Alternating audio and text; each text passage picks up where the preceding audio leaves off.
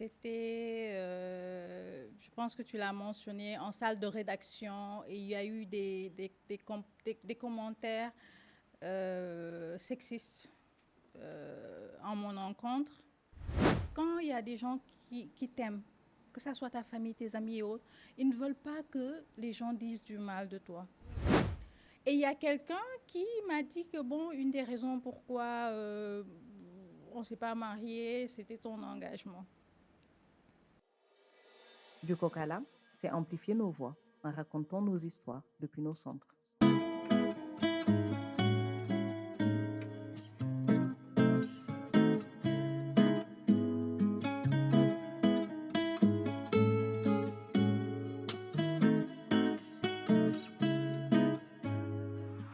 Je suis Zoubi Dafal et vous êtes dans le podcast Conversation féminine. Journaliste panafricaine et traductrice accomplie, sénégambienne née en Sierra Leone et élevée en République démocratique du Congo, elle incarne à elle seule la multiculturalité. Du fait de ses différentes nationalités, gambienne, sénégalaise, mauritanienne, malienne, sierra-léonaise ou encore guinéenne, elle peut et revendique fièrement son identité panafricaine en se disant tout simplement africaine. Après ses études à Banjul en Gambie où elle obtient un baccalauréat et s'inscrit en lettres modernes, elle y fait ses premiers pas dans le journalisme au journal The Independent, fermé par le gouvernement en 2006, où elle anime la page en français. Elle est nommée assistante du rédacteur en chef pour le département anglais. Polyvalente, elle cumule les activités journalisme, animation d'une émission musicale sur une radio privée, magazine sur la radio nationale gambienne et traduction. L'assassinat du rédacteur en chef Deida Aïdara du journal De Pointe le 16 décembre 2004 marque profondément un tournant dans sa carrière, révélant les dangers du journalisme en Afrique de l'Ouest.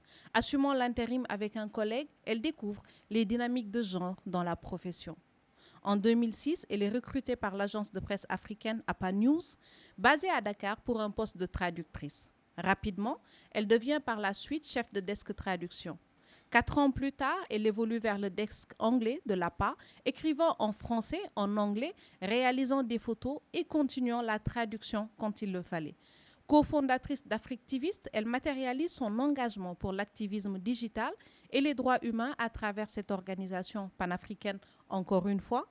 Au-delà du journalisme, elle s'intéresse aux droits humains, particulièrement ceux des femmes et des filles, aux libertés, à la gouvernance, à l'activisme digital, à l'égalité des genres, aux questions de jeunesse, à la culture et aux arts.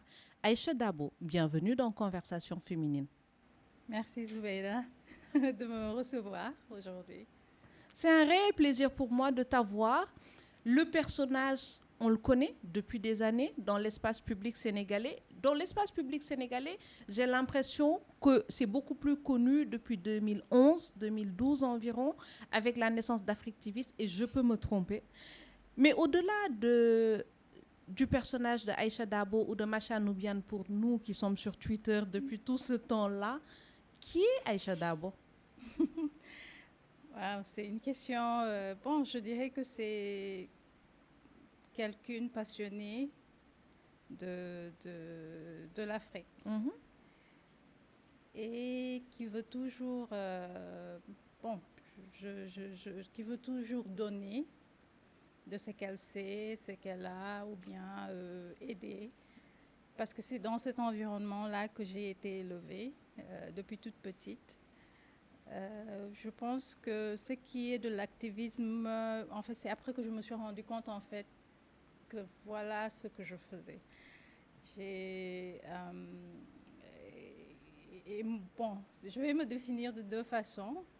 La première, c'est que c'est la fille de mon père, de mes deux mamans, qui a tout fait pour prouver à son père que, en tant que fille, elle pouvait aussi faire quelque chose, que à travers les études, comme ses frères, elle pouvait aussi réaliser des choses. Donc ça, c'était depuis mon enfance. Donc,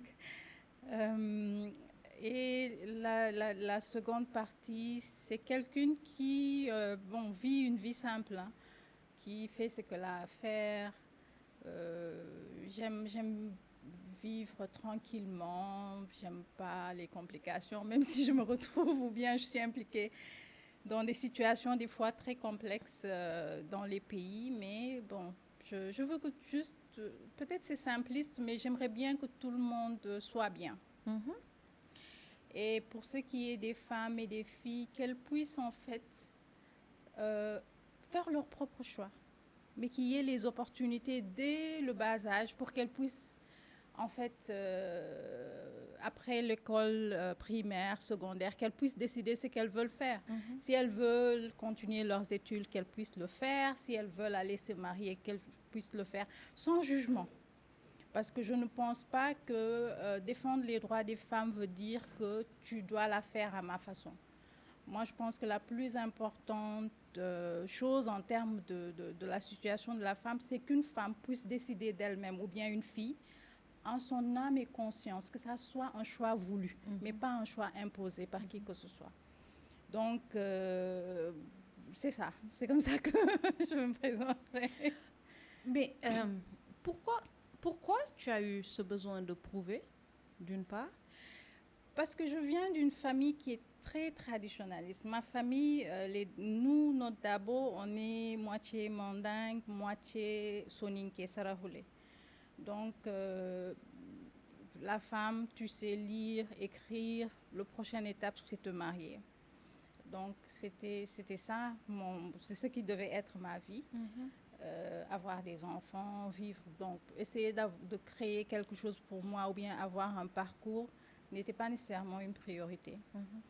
Et moi, j'ai dit que je ne voulais pas plusieurs fois. J'ai dû très tôt exprimer mon désaccord à mon père, surtout. Et au fil des années, j'ai dû plusieurs fois résister. Donc, c'est surtout par rapport à ça.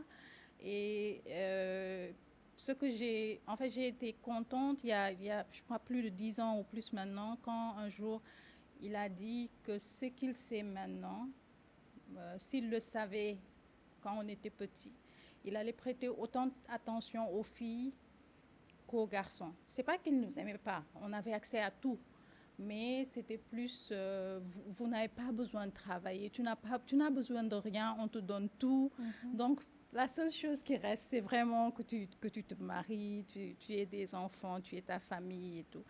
Donc, c'était ça sa vision, c'était ça la vision de ses parents, arrière-parents. Donc, c'est ça qu'il savait. Mais il a pu voir que ses enfants filles, autant que les garçons, mènent leur vie, arrivent à faire des choses qui ne sont pas nécessairement basées sur le sexe de la personne. Et ça, c'est vraiment un grand changement venant de mon père, de sa façon de voir le monde, de sa façon de comprendre les choses. Donc, c'est ça. Je t'écoute et je me demande comment tu as fait. Parce que la volonté du père dans nos familles, c'est une volonté qui est forte. Et en règle générale, quand on est issu d'un milieu traditionnaliste, les mamans, même si elles nous donnent des fenêtres d'opportunité, officiellement, elles ne soutiennent pas forcément. Elles vont accepter le mot du père.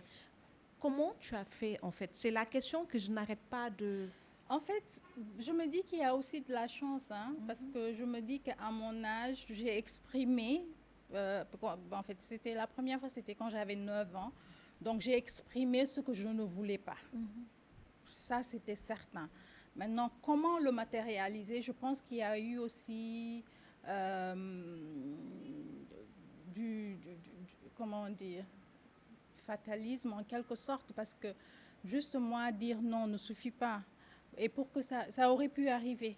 Ça aurait pu arriver à tout moment, mais heureusement que ça ne s'est pas arrivé. Je ne dirais pas que c'est parce que j'ai dit non, c'est pourquoi que ça ne s'est pas fait. Non, il y a eu plusieurs autres circonstances qui ont fait que ça n'a pas abouti et qui ne dépendaient ni de moi, ni de ma mère, ni de mon père. Donc moi, je me dis que de ce côté-là, en fait, il y a eu une part peut-être de Dieu, du destin. Mais ce n'était pas facile aussi pour ma mère parce que bon, j'ai grandi avec mes frères, donc automatiquement, je suis très têtue. des comportements de garçons manqués. Donc, exprimer ce que je ressentais. Parce que moi, c'est mes frères qui m'ont éduquée. C'est comme ça que je peux le dire. Et on est très proches jusqu'à présent. On parle de tout. On est vraiment complices. J'ai beaucoup de mal avec les femmes, en général, même mes sœurs, parce que je ne sais pas comment aborder les trucs. Moi, les choses que je prends comme insignifiants peuvent vouloir dire mille et une choses si j'interagis avec quelqu'un qui a eu une éducation vraiment, qui a été accompagnée par des femmes. Donc, et c'est quelque chose, j'ai plus de facilité avec les hommes qu'avec les femmes. Parce que j'ai l'impression que les hommes comprennent mieux ce que je dis que les femmes.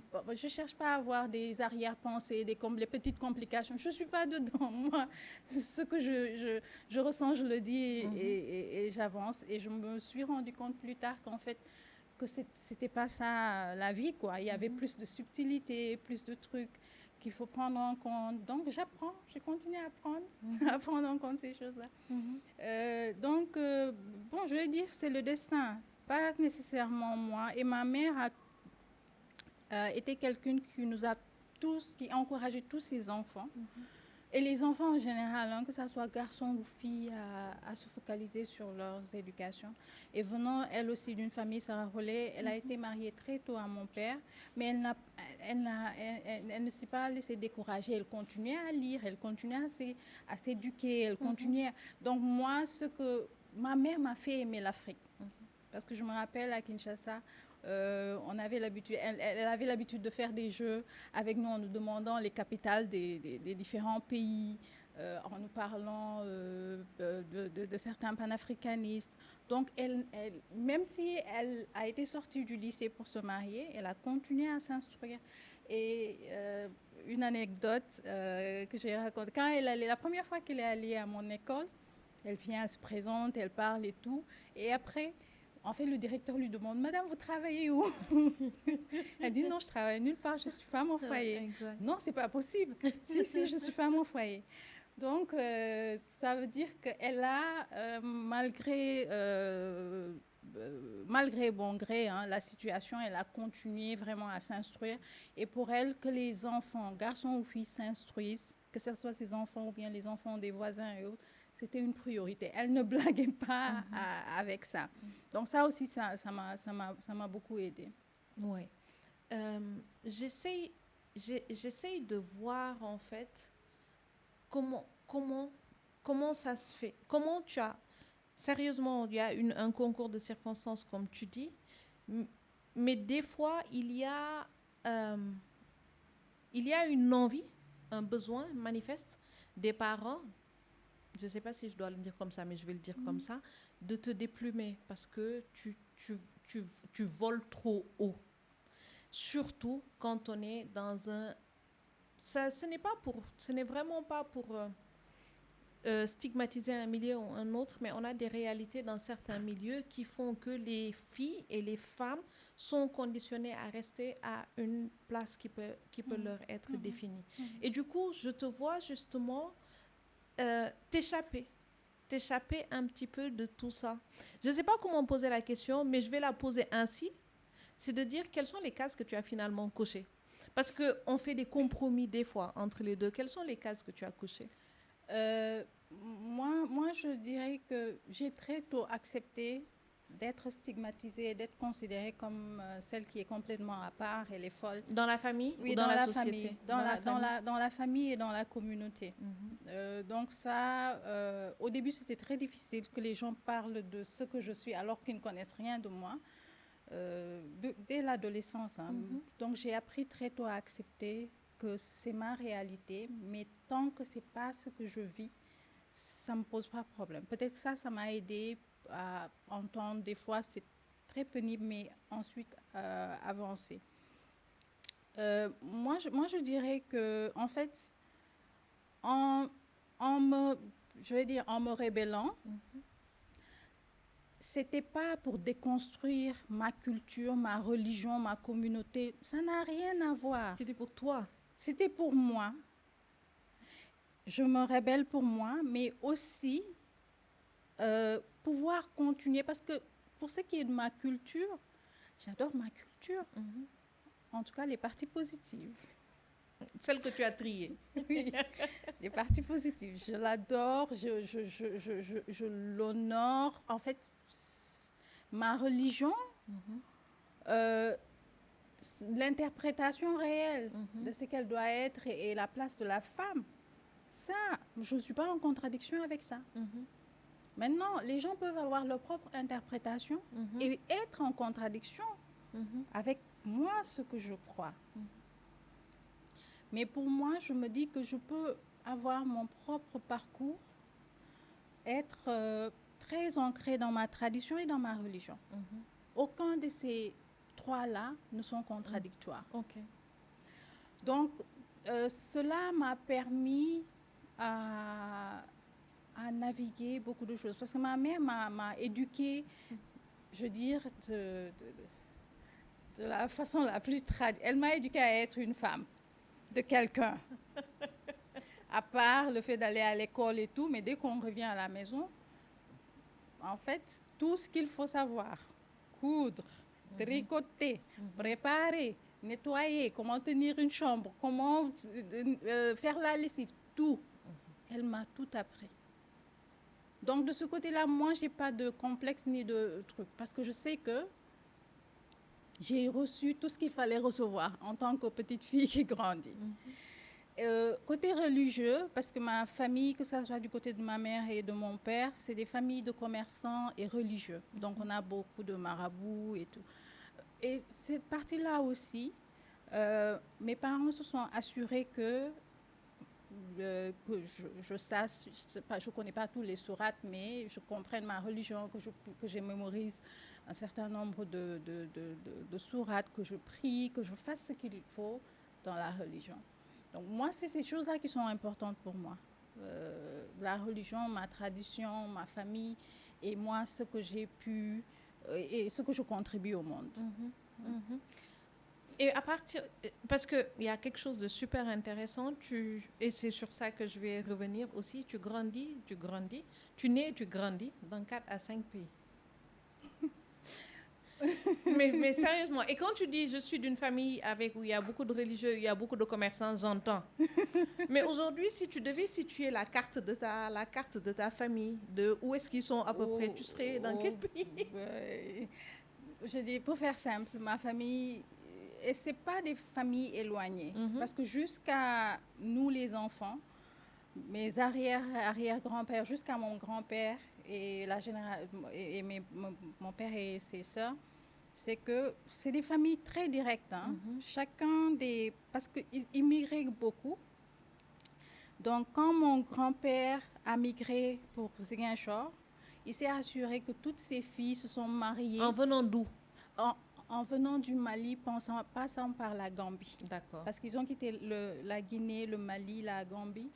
Parce que, en fait, eux, c'était des commerçants. Donc, quand vous êtes commerçant, ils bougeaient avec beaucoup. Et c'était des marches. C'est après la fin de l'Empire du Mandingue, la migration vers l'ouest complet du continent. Donc, au fur et à mesure qu'ils avançaient, ils font tous du business. Et un marabout, ou bien toi-même, tu peux regarder et dire « Ah, moi, je dois traverser, aller un peu plus loin pour avoir ce que je veux. » Donc, lorsqu'ils se déplacent, une fois que tu te déplaces, tu avances vers un autre village, une autre ville. Tu t'assures que quand tu as des enfants, au moins les filles sont mariées à un des fils de celui qui est resté derrière. C'est pourquoi les familles qu'on a dans la sous-région, ce sont des liens directs, ce n'est pas des liens éloignés. Donc, c'est comme ça qu'ils ont maintenu cela. Et mon grand-père paternel, avant de s'installer à Ziguinchor, il a passé beaucoup de temps à Saint-Louis, où il s'était même marié et tout. Je pense qu'il était marié à une grande... Parce que, bon, c'était des hommes noirs, élancés, grands, vraiment imposants, et qui avaient aussi de l'argent. Et mon grand-père est connu à Ziguinchor pour avoir eu beaucoup, beaucoup de femmes. Et elles étaient toutes belles, les unes après les autres. Donc, on l'appelle Djoulaba, ça veut dire en mandin grand commerçant, c'est son surnom, mais il s'appelle Ousmane.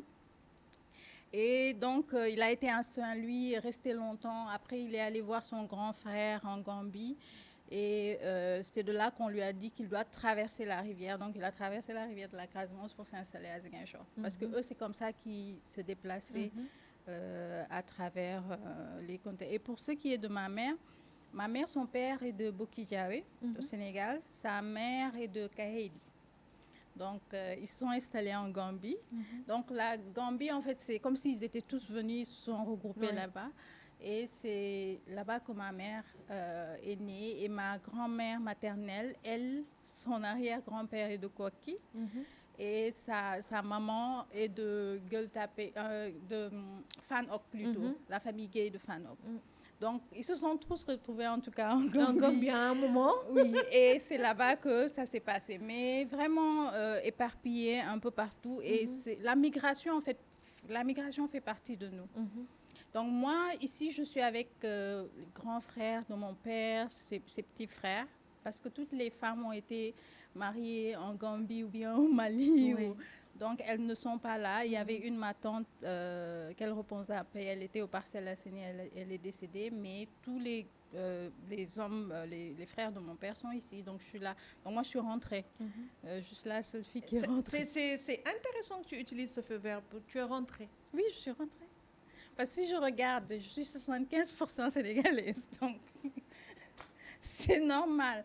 Et il y a ma tante maternelle qui me dit, parce que ma grand-mère maternelle, elle était malade, elle est venue, elle était décédée ici. Elle est enterrée à Bargny. Donc ma tante a l'habitude de dire que tu allais da nga dem wéttali sa maam. Exactement. Donc pour moi, on a de la famille très très proche ici, mais bon, avec les voyages, les changements de nom de famille, donc c'est un peu truc. Mais moi pour moi, je suis rentrée. Quand je suis arrivée en 2006, c'est seulement, je pense, en 2010 ou 11 que j'ai vraiment décidé que j'allais rester. Parce que pour moi, le Sénégal n'était pas ma destination finale. Je me suis toujours dit que, bon, je serai là pour quelques temps, ensuite je vais partir quelque part. Je ne sais pas où, mais je vais partir. Mais ça va être en Afrique. Je ne veux pas vivre ailleurs qu'en Afrique. Mais en 2010, après, je me suis dit, bon, je reste ici. Parce que je suis pas... C'est aussi mon pays, en fait. Je ne suis pas à l'étranger, je ne suis pas... truc. Donc, c'est comme ça que j'ai décidé de rester. Et à chaque fois qu'on veut me faire bouger, je dis non. C'est incroyable. Moi, je reste au Sénégal. Je l'ai décidé et je vais pas changer. Ça, c'est une décision que j'ai prise. Et finalement, mon père l'a compris parce qu'à un moment donné, après le changement de régime en Gambie, quand on est allé après l'inauguration de Barrow, la première chose qu'il m'a dit, j'espère que maintenant que tu vas rentrer. Je lui ai rien dit. J'ai pas répondu parce que je voulais pas le frustrer, mais il a compris après que tu ne rentrerais pas. Que je rentrerai pas, que je reste ici. Mais je sais pas si tu te rends compte, parce que tu viens de migration, tu es issu de ce peuple qui ne bouge pas, de l'usage du choix des mots que tu fais. Je pense que la plupart des gens qui sont nés dans un pays, qui ont grandi dans un pays, n'ont jamais envisagé leur vie de cette manière-là. Cette question-là ne s'est jamais posée en elle-même. Je vais m'installer ailleurs, je rentre, à partir de maintenant, j'habite ici, j'appartiens à... Tu vois, ça a l'air de rien, mais ce sont des questions qui sont fascinantes, en fait, je trouve.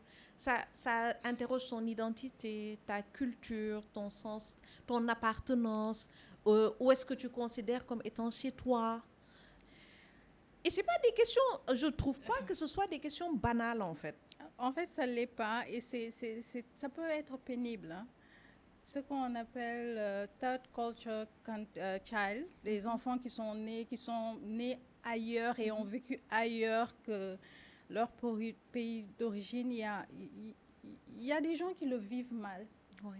Parce que le fait de bouger tout le temps, pour une raison ou d'une autre, parce que, bon, on n'a plus d'amis, il faut en chercher de nouveaux, on change d'école, on change d'environnement. D'habitude, la majeure partie du temps, on la passe dans la maison parce que, bon, c'est pas...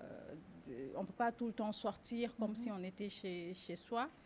Il y a des gens qui le vivent mal, et moi j'en connais, qui ont beaucoup de difficultés en fait par rapport à l'identité. Oui, ça c'est difficile. En vrai, c'est difficile.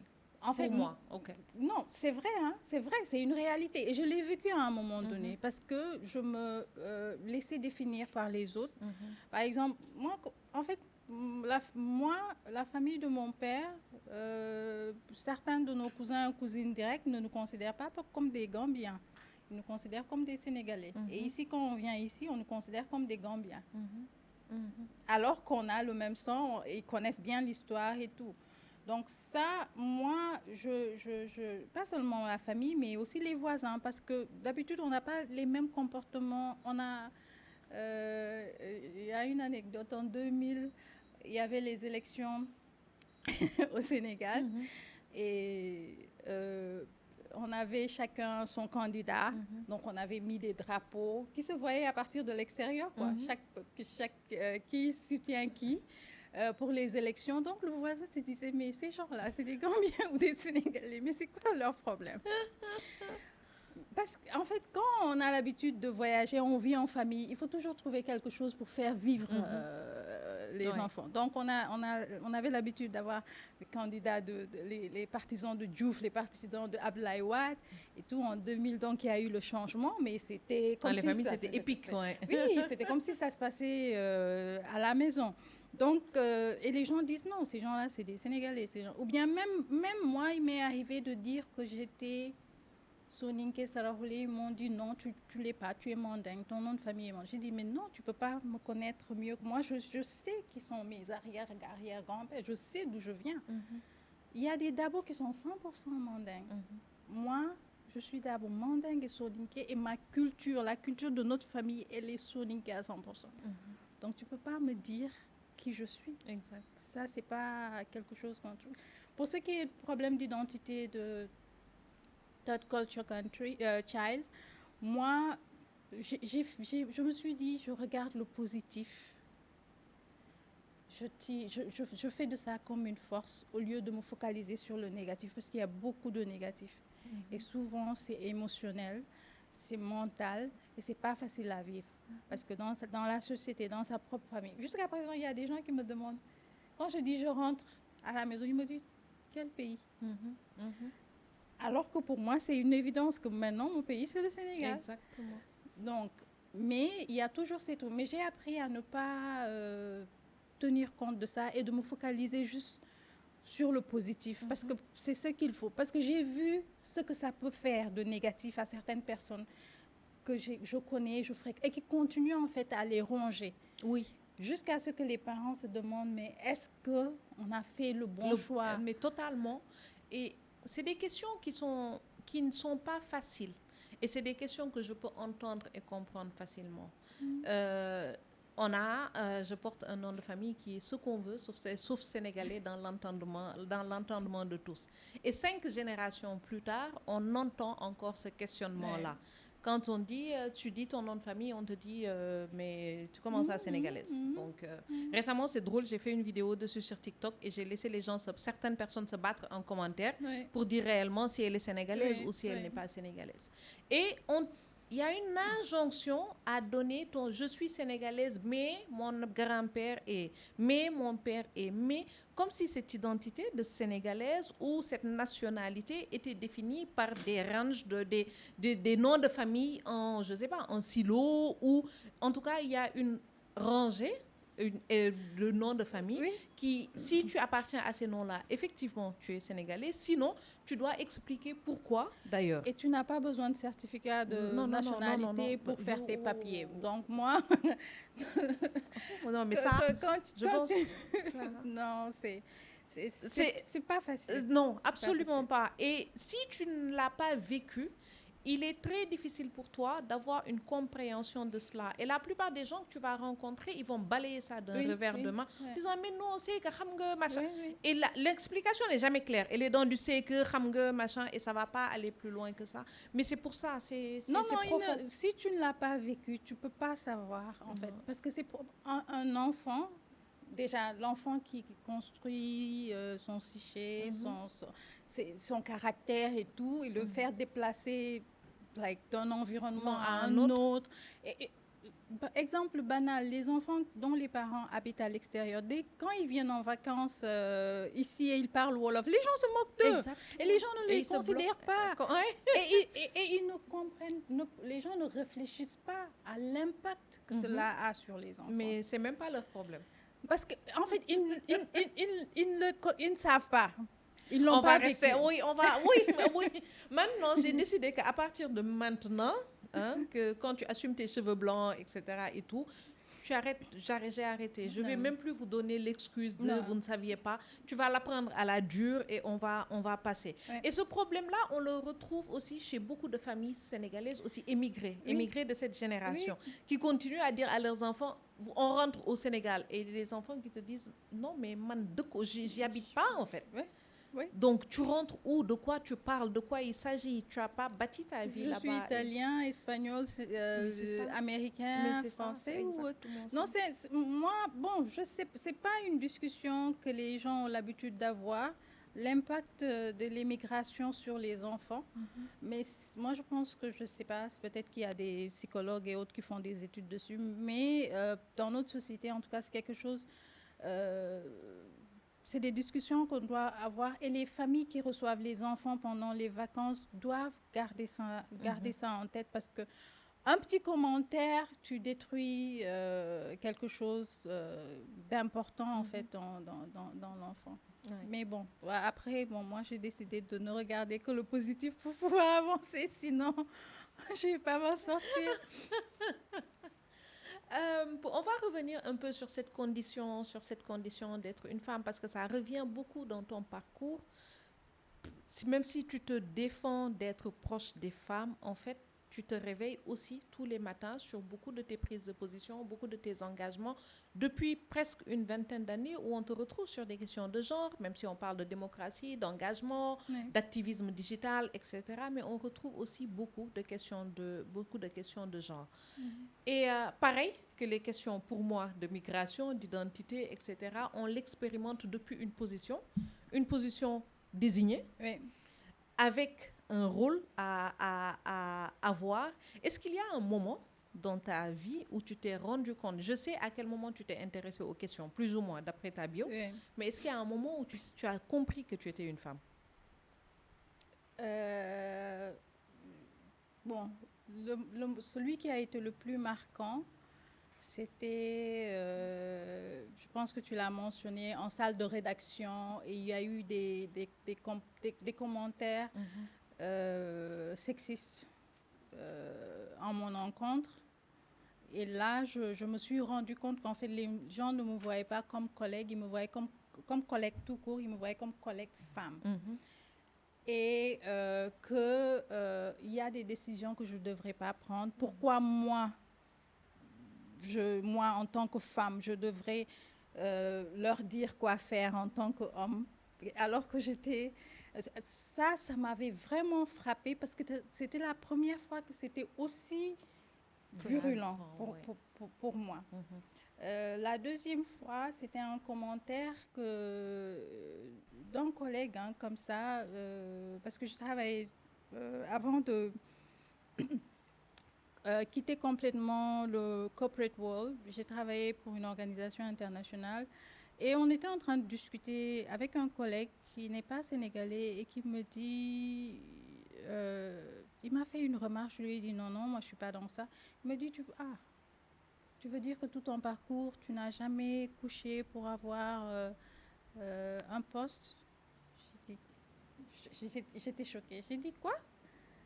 Il me dit oui, mais bon, qui te voit? J'ai dit ah bon, c'est ce que tu penses de moi? Il dit ok. Moi, non, moi c'est pas ma réalité, ça n'a jamais été ma réalité. Les gens peuvent penser ce qu'ils veulent, mais moi, partout où je suis allée, c'est parce que j'ai travaillé pour, pas parce que je suis une femme ou bien il y a un haut placé qui m'a donné ce poste ou non. Et là, je lui dis, tu sais une chose, si je voulais emprunter ce chemin-là, on ne se serait jamais rencontrés parce que j'aurais tout ce que je veux. Clairement.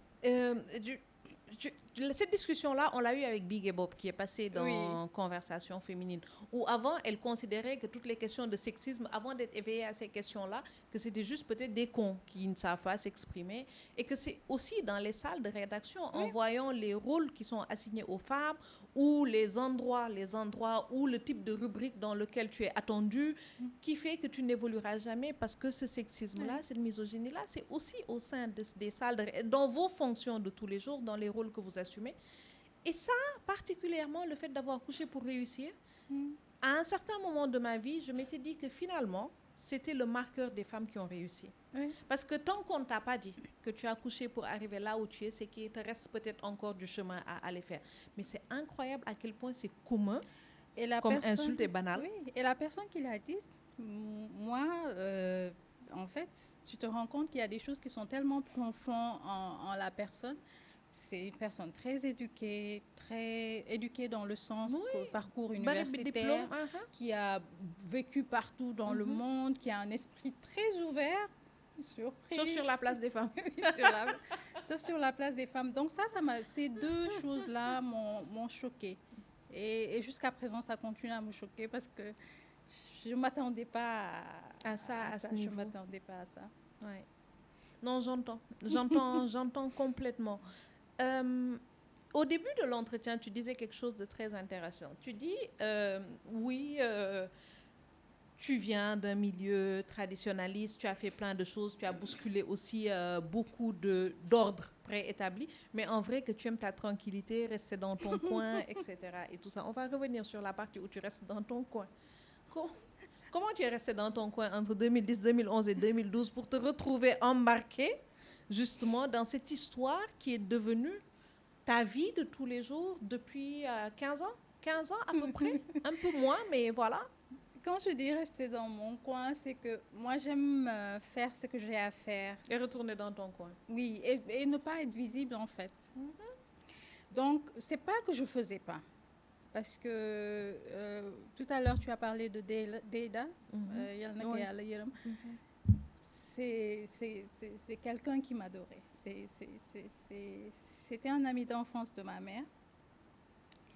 Et quand j'ai commencé le journalisme, donc, son bureau n'était pas loin de chez nous. Souvent, il m'amenait à la maison. Donc, tout le monde à la maison l'ont connu. Et vraiment, il m'encourageait beaucoup. Parce que tout le temps, il me disait que, tu sais, tu es francophone. Tu as plus de capacités, de possibilités. Donc, il faut toujours continuer à explorer beaucoup de choses. Ne te décourage pas.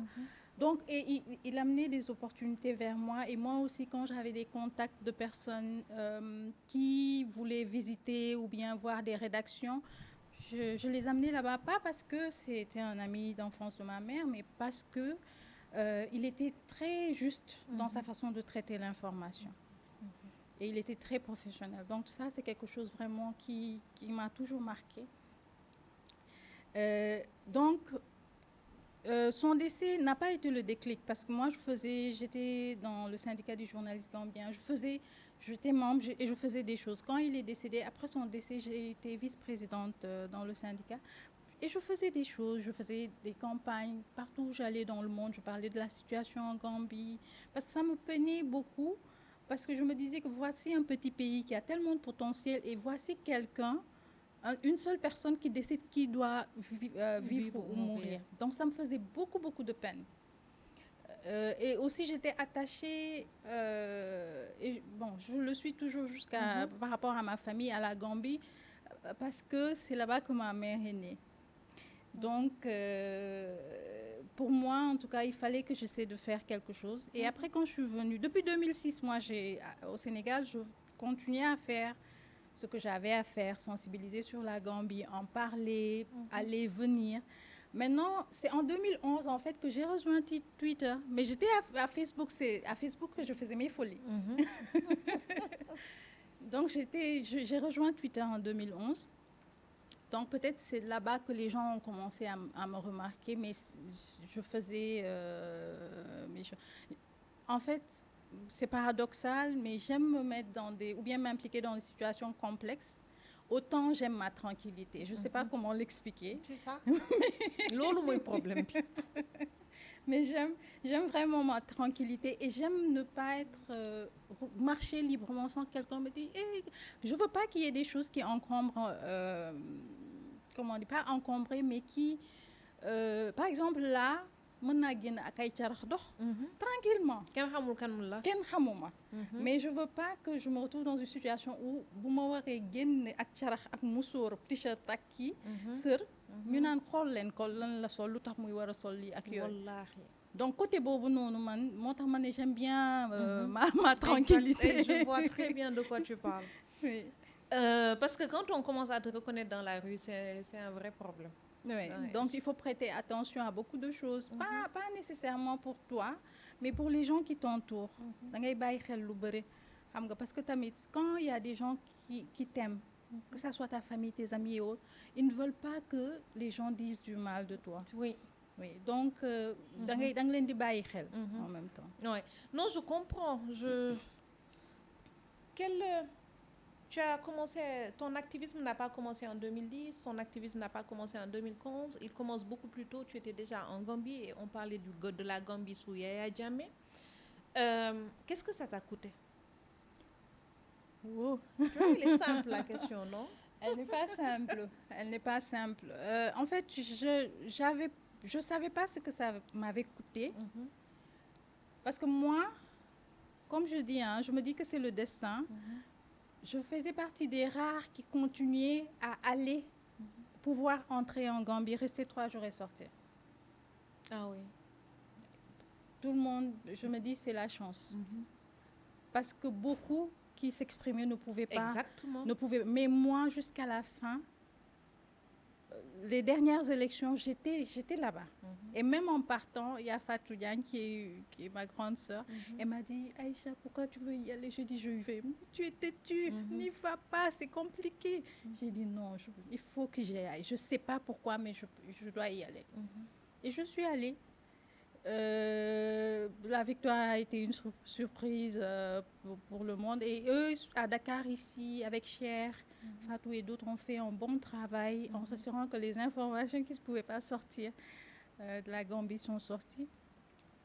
Donc, moi, j'avais la possibilité d'entrer et de sortir. Et ça, je me dis que c'est de la chance, hein, le royal. Mais n'écoute, c'est pas parce que moi, je suis plus que les autres. Non, je ne vois pas les choses comme ça. Et ce que ça m'a coûté, c'est après, en fait, la fin, en 2017, lorsqu'on a dit que Jammeh a pris ses bagages, il est parti, j'ai reçu tellement de messages sur Facebook, j'ai dit non, c'est pas ça, c'est pas possible. Et les gens, certains me disaient que oui, vraiment, je suis désolée de ne t'avoir pas contacté toutes ces années, mais en tout cas, je suis fière de toi, Je pensais que ces gens-là n'étaient même plus sur Facebook.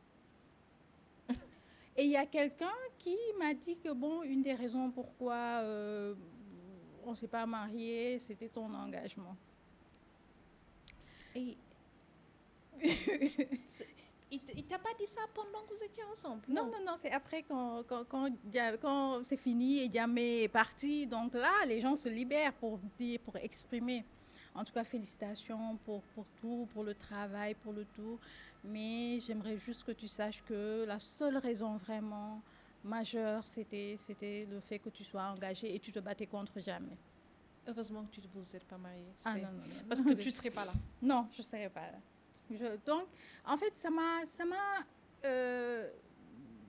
j'ai lu, certains des messages m'ont émue parce qu'il y a des personnes qui étaient proches de moi et et même de la famille, je me suis rendu compte qu'en fait, ils s'étaient éloignés à cause de mon engagement. Oui.